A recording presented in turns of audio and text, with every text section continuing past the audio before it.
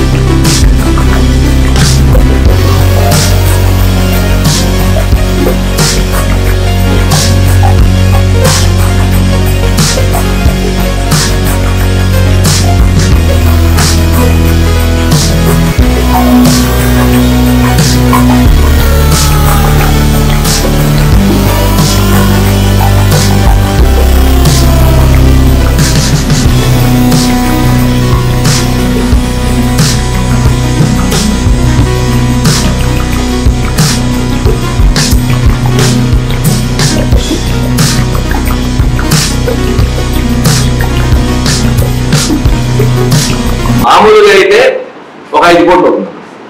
ఎలా చెప్తున్నానంటే 5 కోట్లు ఈ సినిమాకి ఫైట్ మాస్టర్ నేనే, డైరెక్టర్ నేనే, హీరో నేనే, ఆ తర్వాత కెమెరామెన్ ఆల్సో నేను. డిఓపి కెమెరామెన్ గా కూడా నేను వర్క్ చేశాను.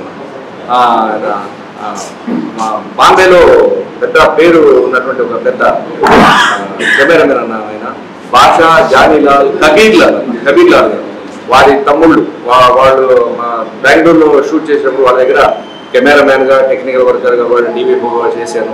నాది ఆల్రెడీ డిఓపి సర్టిఫికేట్ కూడా ఉంది. ఆ సినిమా 5 కోట్ల సినిమాని కేవలం 25 లక్షల్లో ఫినిష్ చేశాను. ఎందుకంటే నేనే భోజనం వండాను, నేనే వడ్డించాను, నేనే పాత్రలు కడిగాను, నేనే షూటింగ్ ఏమీ కావాలో మధ్యాహ్నం భోజనం కానీ, టిఫిన్ కానీ ప్రతి ఒక్కరు రెడీ చేసుకునేవాడిని. తర్వాత ప్రతి ఒక్కరు కూడా editing, dubbing, re recording, post productions work కూడా నేనే ఒక చిన్న సిస్టమ్ రెడీ చేసుకొని, రాజవీర సినిమా స్టూడియో అని చెప్పి ఒక నామకరణం చేసుకొని, ఉండే స్టేజ్ దగ్గర కెమెరాస్, టెక్నికల్ ఏమేమి కావాలో అన్ని తెచ్చుకొని వర్క్ చేసుకున్నాను. దానివల్ల ఇది తక్కువలో సినిమా బయట రావడం జరిగింది. లేకపోతే అందరూ టెక్నీషియన్స్ అందరినీ పెట్టుకొని చూసింటే మాత్రం నా సినిమా బయటకు వచ్చిండేది కాదన్న. అంటే అంత అమౌంట్ నా దగ్గర లేదు.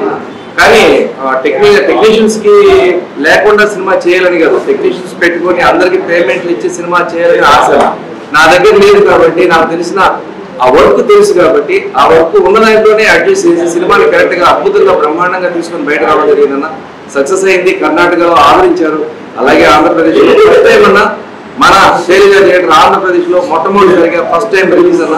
ఇక్కడి నుంచి నా జీవితం ప్రారంభం కావాలని, దానికి మీరు అందరూ ఆశీర్వదించాలని కోరుకుంటూ నమస్కారం. కర్ణాటకలో ఎంత కలెక్షన్ సాధించిందని అన్న 21 లక్షలు వచ్చిందన్న. ఒక 4 లక్షలు ఇదే అయింది. కానీ నాకు మిగిలిన అందరూ టెక్నీషియన్ సినిమా ప్రొడ్యూసర్ థియేటర్ లో రిలీజ్ చేశారు అన్న. హెచ్దాకా ఒక 60 థియేటర్లు రిలీజ్ చేసుకున్నాను అన్న. ఆ థియేటర్లు కూడా నేనే స్వయంగా వెళ్ళేవాడిని అన్న. రైతు మైదా పిండి అక్కడ చింతకాయల ఇత్తనాలతో మైదా పిండి తయారు చేస్తానన్న. అది నేను గాంధీనగర్, ఇక్కడ గాంధీనగర్, బెంగళూరు కూడా గాంధీనగర్ అన్న. అక్కడ మూటలు కొనుక్కునేవాడిని, నేనే కట్టెపువ్వులు పెట్టి ఉడకబెట్టుకునేవాడిని. అదే రాత్రిపూట నేను ఆటో తెచ్చుకున్నాను అన్న బెంగళూరు నుంచి. ఆ ఆటోలో పోయి 60-50 కిలోమీటర్లు వచ్చానన్న. ఇప్పుడు ప్రభుత్వ మెడికల్ కళాశాలల పబ్లిక్ ప్రైవేట్ ప్రాపర్టీస్ వ్యతిరేక సదస్సు విజయవాడ ఎంబీవీకే భవన్ లో జరిగింది. హాజరైన మేధావులు, రాజకీయ ప్రజా సంఘాల నాయకులు. ఈ సందర్భంగా సిపిఐ రాష్ట కార్యదర్శి రామకృష్ణ, మాజీ డీజీపీ జై పూర్ణచంద్రరావు, సిపిఐ రామకృష్ణ, కాంగ్రెస్ నాయకులు తులసిరెడ్డి, జయ శ్రావణ్ కుమార్ మాట్లాడుతూ వైద్య శాఖ మంత్రి సీఎం ఇస్తున్న స్టేట్మెంట్లు చూస్తుంటే ఆశ్చర్యం వేస్తుందని, రాష్టం అంటే చంద్రబాబు, జగన్ మాత్రమే అనుకుంటున్నారా? జగన్ సీట్లు అమ్ముతా అంటే చంద్రబాబు కాలేజీలు అమ్ముతున్నాడు. ప్రైవేట్ విద్యా సంస్థలు రాష్టంలో రాజ్యమేలుతున్నాయి. 10 మెడికల్ కాలేజీలు ప్రైవేట్ పరం చేయడమే కాదు, ఒక సామాజిక వర్గానికే మేలు చేస్తారు. బీసీ, ఎస్టీ, ఎస్సీ, మైనార్టీలు ఒక వేదిక మీదకి రావాలని నేను బీసీ స్కాలర్షిప్ ద్వారా చదువుకున్నాను. అంబేద్కర్ దయ వల్లే నేను ఐపీఎస్ అధికారి అయ్యానని మాజీ డీజీపీ జై పూర్ణచంద్రరావు అన్నారు. 10 మెడికల్ కాలేజెస్ పీపీపీ మోడల్లో ఇచ్చేటువంటి జీవోని వెంటనే రాష్ట్ర ప్రభుత్వం రద్దు చేయాలి. ఒక్కొక్క మెడికల్ కాలేజీలో 2000 ఉద్యోగాలు ఉంటాయి. అంటే 10 మెడికల్ కాలేజీలు 20,000 ఉద్యోగాలు. 20,000 ఉద్యోగాలు అంటే 60% రిజర్వేషన్లు ఉన్నాయి. అమ్మారెడ్లతో కలుపుకుని రిజర్వేషన్లు 60% అయినాయి బీసీ, ఎస్సీ, ఎస్టీలకు. సో 60% ఉద్యోగాలు ప్రైవేట్ పరం అవుతాయి. సో 60 అంటే దాదాపుగా 12,000 ఉద్యోగాలు ప్రజలు కోల్పోతారు. సో వెంటనే ఈ పీపీపీ మోడల్ని రద్దు చేసి, మరి మోడల్ ఒకటే కాదండి, ఉద్యోగమే కాదు, వైద్య విద్యలో నాణ్యత కూడా గవర్నమెంట్ కాలేజెస్లోనే బాగుంటుంది. Andhra university, Andhra medical college కానీ, గుంటూరు మెడికల్ కాలేజ్ కానీ, ఉస్మానియా మెడికల్ కాలేజ్ కానీ, గాంధీ మెడికల్ కాలేజ్ కానీ, ఇవన్నీ ఎగ్జాంపుల్ మనకి. అందువల్ల ప్రభుత్వమే మెడికల్ కాలేజెస్ నిర్వహించాలి. జీవోలు వెంటనే రద్దు చేయాలి. ఏలూరు జిల్లా కైకలూరు నియోజకవర్గంలో మేజర్ పంచాయతీ అయిన కైకలూరులో ప్రజల ప్రాణాలతో చెలగాటమాడుతున్న పట్టించుకుని పంచాయతీ అధికారులు.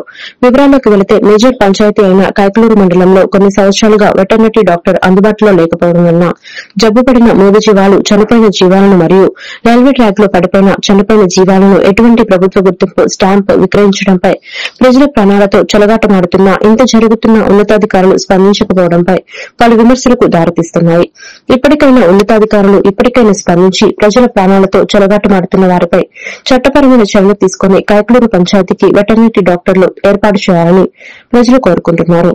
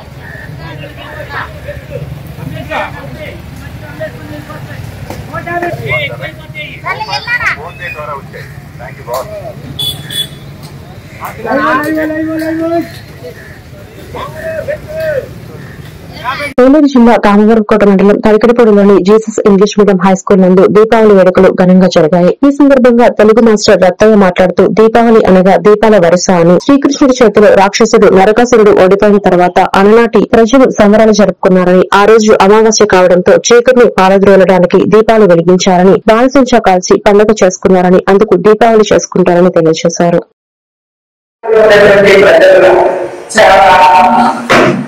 నరకంగా నివసించేవాడు. ఆ నరకాసురుడు అనేటువంటి రాక్షసుడు అక్కడ చాలా దత్తలు జరుగుతుంటే ఒక మనిషిని ఆహార దేవతలు ఆ రాజ్యంలో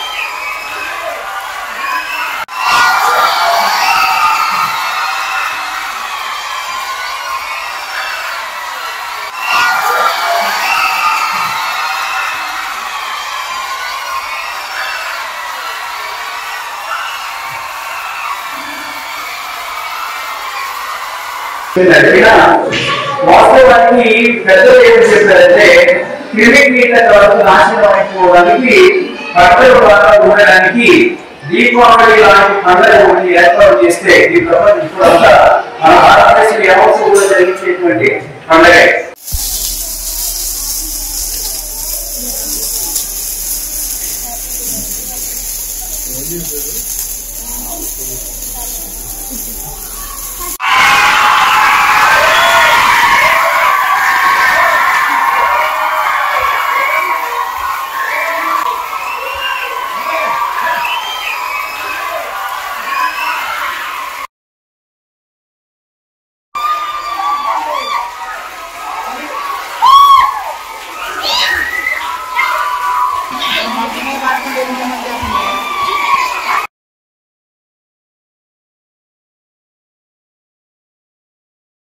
నెల్లూరు జిల్లా జిలుగువెల్లి మండలం పోలీస్ స్టేషన్ సమీపంలో అర్ధరాత్రి 2 లారీలు ఎదురెదురుగా ఢీకొన్నాయి. ఇద్దరికి తీవ్ర గాయాలయ్యాయి. అలాగే ఒక లారీ క్యాబిన్ నుజ్జునుజ్జు అవడం జరిగింది. బాధితులను గ్రామ ప్రజలు ప్రాంతీయ ఆసుపత్రికి తరలించారు. అంతేకాకుండా లారీలోని సామాగ్రి రోడ్డుపై పడడంతో వాహనాల రాకపోకలకు అంతరాయం ఏర్పడింది.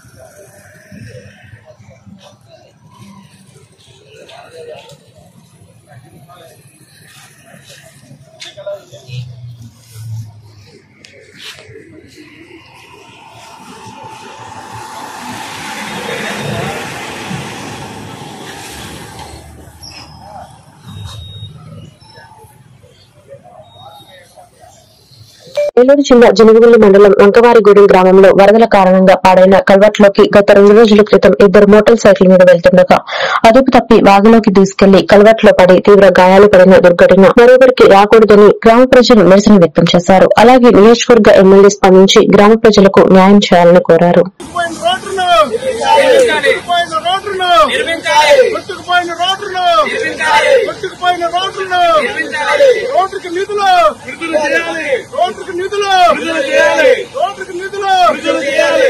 స్పందించాలి ఎమ్మెల్యే గారు, రోడ్డు కొట్టుకుపోయిందానికి ఎమ్మెల్యే గారు, రోడ్డు కొట్టుకుపోయిందని ఎమ్మెల్యే గారు విడుదల చేయాలి నిధులు, విడుదల చేయాలి అంటే నిధులు, విడుదల చేయాలి అంటే నిధులు, రోడ్డుకి నిధులు, రోడ్డుకి నిధులు, కొట్టుకుపోయిన కలవట్టుకు నిధులు, కొట్టుకుపోయిన కలవట్టుకు నిధులు విడుదల చేయాలి.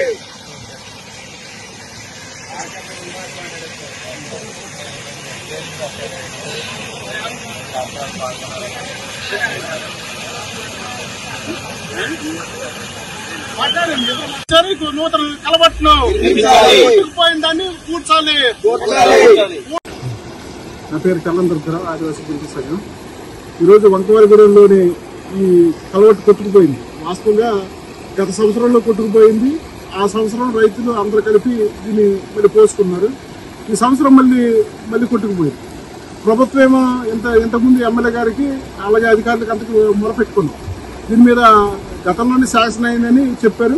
కానీ వరకు ఇంతవరకు అది శాంక్షన్ అయినట్టు పత్రిక ప్రకటనలు కానీ ఏమి కానీ అసలు ఏం చెప్పట్లేదు. వాస్తవంగా ఇది ప్రజలంతా వాస్తవంగా నిన్న మొన్న పలుమార్లు యాక్సిడెంట్లు అయింది. ఇక్కడ వచ్చి పడిపోతే దీని మీద ఉన్నతాధికారులకి అలాగే ఎమ్మెల్యే గారికి అంత పిటిషన్ ఇచ్చి దీన్ని తక్షణమే ఏదో మరమ్మతు చేయండి. ప్రజలు నానా ఇబ్బందులు పడుతున్నారు. బళ్ళు వెళ్ళవలసి వస్తుంది. ఆటోలు కానీ ఇతర వాహనాలు వెళ్ళడానికి చాలా ఇబ్బందికరంగా ఉంటుంది. తక్షణమే నిర్వహించాలని మేము పదే ఆందోళన చేస్తున్నాం. కానీ ఎక్కడ ప్రభుత్వం దీని మీద పట్టించుకున్న దాఖలాలు లేవు. ఇకనైనా కానీ ప్రభుత్వం హెచ్చరిస్తుంది. ఓకే, నిన్న మొన్న కూడా మన పెళ్లికి వచ్చిన వాళ్ళు కొంతమంది పడిపోయారంటూ చెప్తున్నారు మాకు. అలాగే ప్రధానమైన రహదారి ఇప్పుడే దారికి రావాలి రైతులను. ఆ రైతులు ఏదైనా పంట తీసుకెళ్లాలన్నా జీలిమెల్లికి చాలా ఇబ్బందులు పడుతున్నాము. మేము తిరిగి వెళ్ళాలంటే అటు 10 కిలోమీటర్లు తిరిగి రావాల్సి వస్తుంది. ఆటోలు కానీ ఏది రావాలన్నా దాని గురించి స్పందించి మాకు తక్షణం ఈ రోడ్డు నిర్మాణం చేపడితే బాగుంటుందని మేము ఆశిస్తున్నాం.